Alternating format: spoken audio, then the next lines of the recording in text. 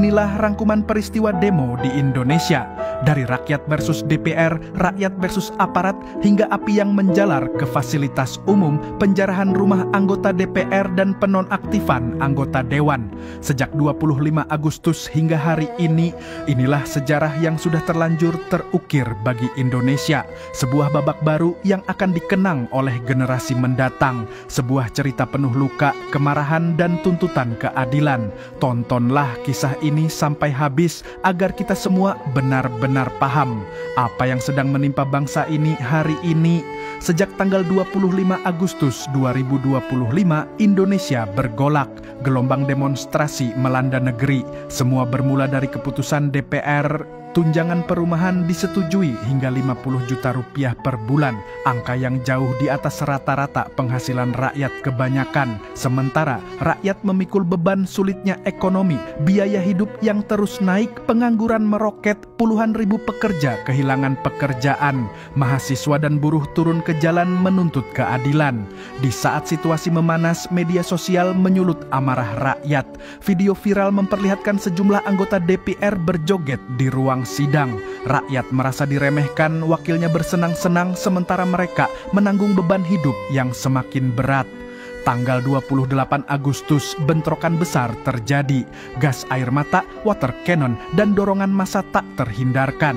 Dalam kekacauan itu, Afan Kurniawan, seorang pengemudi ojek online, meninggal dunia setelah tertabrak kendaraan taktis. Videonya viral memicu gelombang simpati dan kemarahan rakyat. Namun, korban bukan hanya dari pihak sipil, beberapa anggota BRIMOB juga kehilangan nyawa dalam bentrokan. Konflik ini menelan korban di dua sisi. Gelombang protes makin meluas. Di Jakarta, massa berkali-kali mencoba merangsek ke gedung DPR, dan bukan hanya di ibu kota, aksi serupa juga terjadi di sejumlah provinsi lain di Indonesia. Rakyat dari berbagai daerah bersuara membawa pesan yang sama, hentikan arogansi, dengarkan suara rakyat. Namun di Makassar, tragedi terparah terjadi. Gedung DPRD dibakar massa. 3 pegawai pemerintahan meninggal setelah terjebak dalam kobaran api. Duka mendalam menyelimuti Sulawesi Selatan. Kekacauan semakin besar ketika rumah-rumah sejumlah pejabat, termasuk anggota DPR dan seorang menteri, diserang. Perabotan hancur, arsip penting dibuang ke jalan, dan beberapa rumah dijarah massa. Ekonomi pun terguncang, nilai rupiah melemah, bursa saham merosot, dan kepercayaan investor luntur.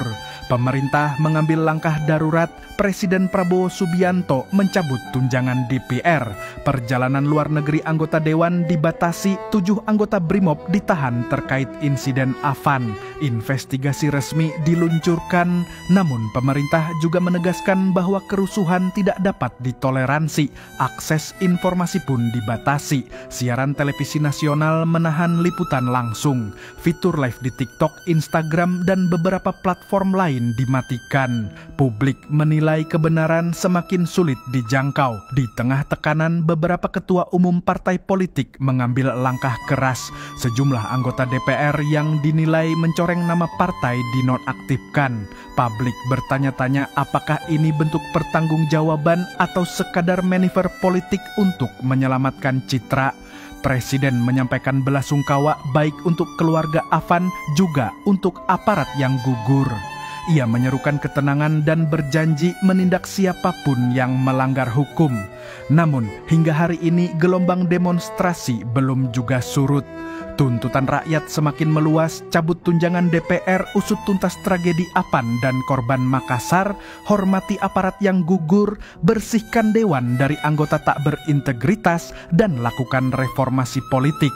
Sejarah kini sedang ditulis bukan hanya di jalanan tetapi juga di media sosial. Antara suara rakyat yang menuntut perubahan dan pemerintah yang mencoba meredam. Negeri ini berdiri di persimpangan antara amarah dan harapan.